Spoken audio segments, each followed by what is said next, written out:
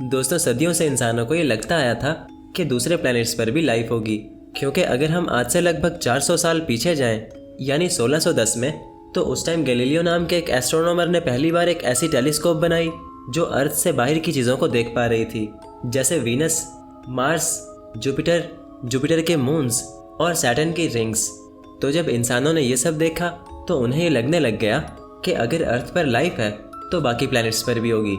लोग दूसरे प्लैनेट्स को एलियन लाइफ का घर समझने लगे, लेकिन सिर्फ तब तक जब तक हमने उन पर स्पेसक्राफ्ट्स नहीं भेजे, क्योंकि जैसे ही कुछ स्पेसक्राफ्ट्स ने बाकी प्लैनेट्स को करीब से देखा तो हमें ये पता चला कि उन पर तो कुछ नहीं है। लाइफ अगर कहीं है तो वो सिर्फ और सिर्फ अर्थ पर है। और आज की ये वीडियो इसी टॉपिक पर है। ये वीडियो हमारी अर्थ सीरीज़ का पार्ट 2 है, जिसमें हम जानेंगे कि अर्थ पर लाइफ आखिर कैसे आई। तो दोस्तों, अगर हमें लाइफ की स्टोरी को जानना है तो हमें अर्थ के अर्ली टाइम्स को समझना पड़ेगा। अब जैसे हमारी अर्थ 4.5 बिलियन साल पुरानी है, तो हमें ये समझना होगा कि इन 4.5 बिलियन सालों में अर्थ पर ऐसे क्या क्या चेंजेस आए जो आज यहाँ ज़िंदगी पनप रही है। तो चलो समझने की कोशिश करते हैं। तो दोस्तों, वैसे तो इन 4.5 बिलियन सालों में अर्थ पर बहुत से टाइम्स आए और गए, लेकिन जो सबसे बड़े और इम्पोर्टेंट टाइम चैप्टर्स हैं उन्हें हम कहते हैं ईयॉन्स। एक ईयॉन एक्चुअली अर्थ का सबसे बड़ा टाइम डिवीजन होता है, और अर्थ पर अब तक 4 ईयॉन्स आए हैं: हेडियन ईयॉन, आर्कियन ईयॉन, प्रोटेरोजोइक ईयॉन और फेनेरोजोइक ईयॉन। यानी ये अर्थ के सबसे बड़े टाइम इंटरवल्स हैं, और इन्हीं ईयॉन्स में अर्थ की सारी स्टोरी छुपी है। तो चलो शुरू करते हैं हेडियन ईयॉन से। दोस्तों, अगर आपने पार्ट 1 देखा है तो आपको हेडियन ईयॉन का पता होगा। हेडियन अर्थ का सबसे पहला ईयॉन था, और ये तब शुरू हुआ जब हमारी अर्थ पैदा हुई, यानी आज से 4.5 बिलियन साल पहले। ये ईयॉन 4.5 बिलियन से 4 बिलियन ईयर्स यानी अराउंड 500 मिलियन ईयर्स तक चला, और ये अर्थ का सबसे ख़तरनाक ईयॉन माना जाता है, क्योंकि इस ईयॉन में अर्थ पैदा हुई थी, और जब अर्थ पैदा हुई तो ये बहुत गर्म थी। यहाँ हर जगह मैग्मा था और हर तरफ वोल्केनोस फट रहे थे। स्पेस से बड़े बड़े एस्ट्रॉइड्स गिर रहे थे, जिनके इम्पैक्ट्स इतने वायलेंट थे कि हर टकराव सरफेस को दोबारा से मोल्टन कर रहा था। यानी ये ईयॉन एक जहन्नुम जैसा था, और इसीलिए इसे हम हेडियन ईयॉन कहते हैं। तो हेडियन ईयॉन की स्टोरी हमने फर्स्ट पार्ट में डिस्कस कर ली थी, तो इसीलिए हम इसे ज़्यादा तो डिस्कस नहीं करेंगे। मगर हम मोटा मोटा रिवाइज कर लेते हैं ताकि आपको पिछला पार्ट याद आ जाए। दोस्तों, हेडियन वो ईयॉन था जिसमें कुछ खास इवेंट्स हुए थे। जैसे एक प्लैनेट ने अर्थ से टकराकर हमारा मून बनाया था। अर्थ पर कई मिलियन सालों तक एस्ट्रॉइड्स की बारिश हुई थी, जिससे अर्थ पर पानी आया था। अर्थ पर हमारा अर्ली एटमॉस्फेयर बना, जिसने उस पानी को होल्ड किया।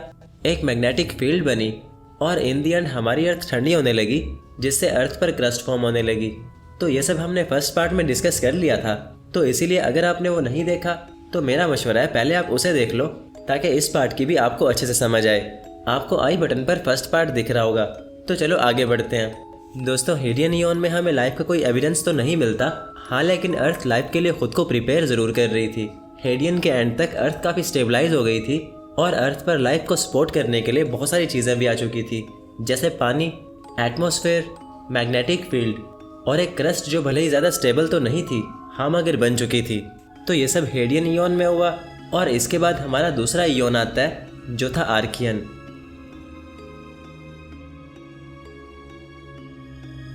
दोस्तों, आर्कियन वो ईयॉन था जिसमें अर्थ ने अपनी फायरी शक्ल से निकलकर थोड़ा सेटल होना शुरू किया था। ओशंस परमानेंट हो गए थे, एटमॉस्फेयर स्टेबल होने लगा था, और एस्ट्रॉइड इम्पैक्ट्स भी अब काफ़ी स्लो हो चुके थे। यानी आर्कियन ईयॉन में अब कुछ नया होने वाला था, और वो क्या था चलो जानते हैं। दोस्तों, आर्कियन एक्चुअली एक ग्रीक वर्ड है जिसका मतलब है बिगिनिंग, यानी शुरुआत। तो आर्कियन ईयॉन में एक शुरुआत हुई थी, और वो शुरुआत और कुछ नहीं बल्कि लाइफ की ही थी। जी हाँ, आर्कियन अर्थ का दूसरा ईयॉन था, और इसमें पहली बार लाइफ के एविडेंस मिलते हैं। ये ईयॉन 4 बिलियन से 2.5 बिलियन ईयर्स तक चला, और इसमें क्या कुछ हुआ चलो थोड़ा गहराई से समझते हैं। दोस्तों, जब हेडियन ईयॉन ख़त्म हुआ तो अर्थ पर एटमॉस्फेयर तो था, बट वो एटमॉस्फेयर बिल्कुल ऑक्सीजन फ्री था। यानी उस एटमॉस्फेयर में ऑक्सीजन 0% थी, और अर्थ पर जो लाइफ पैदा हुई वो लैंड पर नहीं बल्कि ओशंस में पैदा हुई, क्योंकि अर्थ पर एस्ट्रॉइड इम्पैक्ट स्लो हुए थे बट रुके नहीं थे। अब लेट हैवी बम्बार्डमेंट तो रुक चुकी थी, लेकिन उसके बाद भी कई मिलियन सालों तक अर्थ पर बहुत सारे छोटे छोटे या फिर कुछ बड़े एस्ट्रॉइड्स भी आया करते थे। ये एस्ट्रॉइड्स कई मिलियन सालों तक पानी में डिसॉल्व होते रहे, जो अपने साथ मिनरल्स और प्रोटीन्स लाया करते थे। अब हुआ ये कि जो मिनरल्स पानी में डिसॉल्व हो चुके थे, वो पानी कुछ क्रैक्स के थ्रू अर्थ के बॉटम में जाने लगा, और जब वो पानी अर्थ के बॉटम में गया तो अर्थ ने उसे बाहर निकाला इन हाइड्रोथर्मल वेंट्स के थ्रू। ये हाइड्रोथर्मल वेंट्स एक बहुत ही हॉट लिक्विड पानी में रिलीज करने लगे और इसी हॉट लिक्विड में हमें पहली लाइफ देखने को मिली। अभी आप जो देख रहे हो ये एक सिंगल सेल्ड बैक्टीरिया है जिसे हम कहते हैं प्रोकैरियोट। अब प्रोकैरियोट सिंगल सेल्ड बैक्टीरिया थे जो लाइफ की सबसे पहली फॉर्म थी। ये बैक्टीरिया कई मिलियन सालों तक इवॉल्व होते रहे, जिन्होंने बाद में एक नए बैक्टीरिया बनाए जो फोटोसिंथेसिस करने लगे। और जब बात हो फोटोसिंथेसिस की तो हमारे दिमाग में सबसे पहली चीज़ आती है ऑक्सीजन। खैर हुआ ये कि प्रोकैरियोट्स ने इवॉल्व होकर सियानोबैक्टीरिया बनाए, जिन्होंने पानी में कुछ ऐसी दिखने वाली कॉलोनीज बनाई जिन्हें हम कहते हैं स्ट्रोमेटालाइट्स। तो ये स्ट्रोमेटालाइट्स वैसे तो इन बैक्टीरियाज का घर थी, बट इन कॉलोनीज में ये बैक्टीरिया सनलाइट का यूज़ करके फोटोसिंथेसिस करने लगे, जिससे पहली बार अर्थ पर ऑक्सीजन रिलीज हुई। यानी अर्थ पर अब ऑक्सीजन बन रही थी, बट अभी तक ये अर्थ के एटमॉस्फेयर में नहीं थी बल्कि ओशंस में थी। ये ऑक्सीजन आगे चलकर अर्थ के एटमॉस्फेयर में भी फैलने वाली थी, जो अर्थ के तीसरे इयोन यानी प्रोटेरोजोइक में होने वाला था। दोस्तों प्रोटेरोजोइक अर्थ का तीसरा और सबसे बड़ा इयोन था, जो ऑलमोस्ट 2 बिलियन साल लंबा था। ये इयोन आज से 2.5 बिलियन साल पहले स्टार्ट हुआ और कंटिन्यू रहा आज से 541 मिलियन साल पहले तक। यानी ये इयोन वाकई में बहुत बड़ा था। और इस इयोन की क्या कहानी है, चलो जानते हैं। दोस्तों प्रोटेरोजोइक एक्चुअली एक ग्रीक वर्ड है जिसका मतलब है अर्ली लाइफ, यानी वो लाइफ जो अर्ली टाइम्स में पैदा हुई थी। तो वैसे तो इस इयोन में जो लाइफ थी वो प्रोकैरियोट्स और सियानोबैक्टीरिया की ही थी, यानी आर्कियन इयोन वाली। लेकिन जब सियानोबैक्टीरिया ने फोटोसिंथेसिस करके बहुत ज़्यादा ऑक्सीजन बनाना स्टार्ट करी तो अर्थ का सारा इन्वायरमेंट बदलने लगा। पहले तो ये ऑक्सीजन सिर्फ ओशन में थी, लेकिन धीरे धीरे ये एटमॉस्फेयर में भी फैल गई, जिसे हम कहते हैं ग्रेट ऑक्सीडेशन इवेंट यानी GOE। तो GOE एक ऐसा टाइम था जब अर्थ के एटमॉस्फेयर में ऑक्सीजन लेवल्स बहुत ज़्यादा बढ़ गए। तो उस टाइम जो माइक्रोबियल लाइफ ऑलरेडी अर्थ पर रह रही थी, ऑक्सीजन उस लाइफ के लिए एक बहुत ही टॉक्सिक गैस थी। तो हुआ ये कि बहुत से लिविंग ऑर्गेनिजम्स ऑक्सीजन की वजह से मरने लगे, लेकिन कुछ खास भी थे जिन्होंने ऑक्सीजन को अडॉप्ट किया और उसे एनर्जी के तौर पर यूज़ करना शुरू कर दिया। यानी ये बैक्टीरियाज अब ऑक्सीजन को यूज़ करने लगे और इनकी इसी अडॉप्शन से आगे चलकर यूकैरियोट्स नाम के एक नए सेल्स भी बने, जिनसे एवोल्यूशन हुआ आज की मॉडर्न लाइफ का, जैसे प्लांट्स, एनिमल्स और इवन के ह्यूमंस भी। तो खैर आगे बढ़ते हैं। दोस्तों जब सियानोबैक्टीरिया अर्थ पर ऑक्सीजन फैला रहे थे तो उस टाइम एक इम्पॉर्टेंट चीज़ और भी हो रही थी जो लाइफ के लिए बेहद ज़रूरी थी। जी हाँ, जब ऑक्सीजन एटमॉस्फेयर में एक्यूमुलेट होने लगी तो धीरे धीरे ऑक्सीजन का एक हिस्सा कन्वर्ट होकर O2 से O3 बना, जिसे हम ओजोन कहते हैं। अब ओजोन के बारे में आपको पता ही होगा। ओजोन एक्चुअली वो लेयर है जो सन से आने वाली खतरनाक UV रेस को रोकती है और उसे सरफेस तक नहीं पहुंचने देती। ओजोन की वजह से ही सरफेस पर प्लांट्स आए, फिर एनिमल्स और फिर इंसान। यानी अगर ओजोन ना होती तो शायद सरफेस पर कोई लाइफ ना होती। हाँ, वाटर तो बिना ओजोन के भी खुद को प्रोटेक्ट कर लेता है, बट सरफेस को प्रोटेक्शन के लिए एक लेयर चाहिए थी जो बनी ओजोन लेयर। यानी अर्थ पर अब ओजोन थी। अब आगे क्या हुआ वो सुनो। दोस्तों प्रोटेरोजोइक इयोन में अर्थ पर लगभग 4 बार स्नोबॉल इवेंट हुआ, जिसमें होता यह था कि पूरी अर्थ आइस से ढक जाया करती थी और एक ऐसा प्लेनेट बन जाया करती थी जो बर्फ़ का था। यानी हमारी अर्थ एक आइस बॉल बन जाया करती थी। ऐसा माना जाता है कि जब ऑक्सीजन का एटमॉस्फेयर में सडन इंक्रीज हुआ तो अर्थ पर मेथेन ब्रेक हो गई, जो कि एक ग्रीन हाउस गैस थी।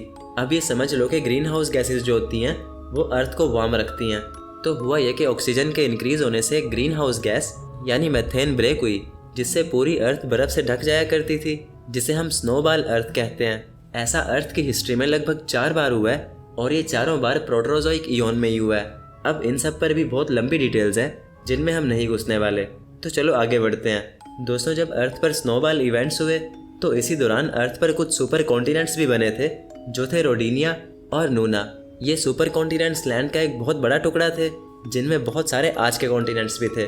यानी प्रोटेरोजोइक इयोन में वैसे तो बहुत सारी चीज़ें हुई होंगी, लेकिन जो मेन चीज़ें थी वो यही थी, जैसे ऑक्सीजन का बढ़ना, ओजोन का बनना, यूकैरियोट्स का पैदा होना, स्नोबॉल अर्थ होना और कॉन्टिनेंट्स का बनना और टूटना। तो ये सब हुआ प्रोटेरोजोइक इयोन में। बट इतना लंबा होने के बावजूद भी इस इयोन में कोई कम्प्लेक्स लाइफ नहीं आई। इस इयोन में मोस्टली बैक्टीरियल लाइफ ही थी और कम्प्लेक्स लाइफ की सिर्फ एक छोटी सी झलक हमें इस इयोन के एंड में देखने को मिली। दोस्तों ये है इडियाक्रिन बायोटा। आज से लगभग 600 मिलियन साल पहले जब प्रोटेरोजोइक इयोन ख़त्म होने वाला था, तब ये कुछ सी क्रीचर्स थे जो वैसे तो एक ही जगह पर रहते थे, लेकिन इनमें से कुछ ऐसे भी थे जो ओशन फ्लोर पर चलने लगे और एक जगह से दूसरी जगह मूव भी करने लगे। यानी ये पहली कम्प्लेक्स लाइफ थी जो प्रोटोजोइक ईयन के एंड में देखने को मिली। बट कहानी यहाँ ख़त्म नहीं होती। ये लाइफ अभी भी ओशन में थी, लैंड पर नहीं। तो आखिर कैसे ये लाइफ ओशन से निकलकर लैंड पर आई, और कैसे इस अर्थ पर डायनासोर्स, फिर मैमल्स और फाइनली ह्यूमंस आए। तो इन सब सवालों का जवाब हमें अर्थ के चौथे ईयन यानी फेनेरोजोइक में मिलेगा, जिसे हम इस वीडियो में डिस्कस कर सकते थे। बट ये वीडियो बहुत ज़्यादा लंबी हो जाती, क्योंकि फेनेरोजोइक ईयन की स्टोरी बहुत ज़्यादा बड़ी है, जिस पर एक पूरा वीडियो बन सकता है, जो होगा हमारी अर्थ सीरीज़ का पार्ट 3। पार्ट 3 में हम जानेंगे कि कैसे ओशन में कम्प्लेक्स लाइफ का बूम हुआ और कैसे लाइफ ओशन से निकलकर आज यहाँ तक पहुँची। तो अगर पार्ट 3 आ चुका है, वो आपको स्क्रीन पर दिख रहा होगा। बाकी अगर वो अभी तक नहीं आया तो स्क्रीन पर आपको कुछ रैंडम वीडियोस दिख रहे होंगे, जिनमें से आपको जो अच्छा लगे उस पर क्लिक कर लो। और अगर आपको आज का पार्ट 2 पसंद आया या इससे ज़रा भी नॉलेज मिला तो इसे एक लाइक दे देना। तो मिलते हैं पार्ट 3 में।